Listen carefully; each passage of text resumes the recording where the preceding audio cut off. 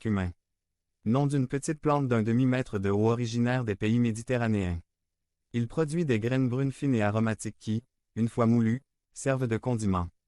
Des vertus médicinales lui étaient attribuées. Récolté chaque année. Blé. Céréales utilisées pour faire du pain après transformation. Orge. Plante graminée très semblable au blé.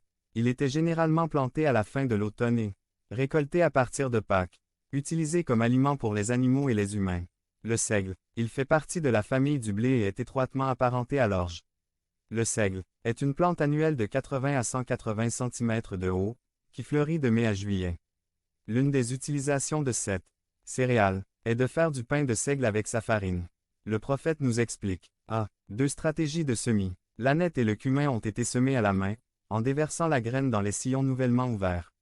Après les premières pluies, les Israélites utilisaient apparemment un instrument pour creuser des trous dans les sillons pendant que les bœufs tiraient la charrue à travers le champ. Un homme derrière gardait la boulotte creuse de l'outil rempli de graines et les graines tombaient dans les trous nouvellement ouverts.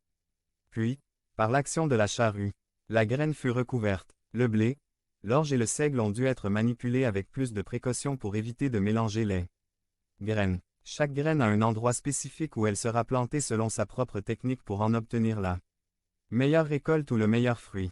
De même, le Seigneur place chacun de nous dans un lieu précis pour que nous portions du fruit et qu'il soit en abondance. La technique utilisée pour chacun est appropriée. Procédure de récolte et de nettoyage du PRODUITBATTAGE appropriée. Isaïe 28, 27. Devenez membre du canal et AIDEZNOUS à propager la parole de Dieu à travers le monde. Samedi mars 16 2024. Parlez à Dieu en 5 minutes. Description de la vidéo.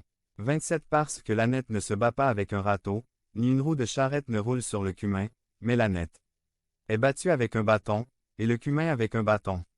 L'agriculteur est prudent lors du battage. L'âneth et le cumin, grains tendres et légumineux, ne se battent pas. Comme le blé. Des instruments lourds endommageraient la graine et l'écraseraient. Les graines de ces deux céréales étaient trop fragiles pour être utilisées avec les gros instruments de battage. Avec l'utilisation d'un bâton, le processus de battage pouvait être complété sans endommager les graines. Isaïe 28, 28. 28 Le grain est écrasé, mais pas trop, et on ne le bat pas sans repos.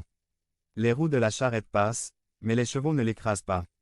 Isaïe parle des techniques qui étaient utilisées pour la récolte. Le prophète nous dit que sur le cumin aucune roue de charrette ne passe qui étaient deux roues de fer, avec des dents du même métal.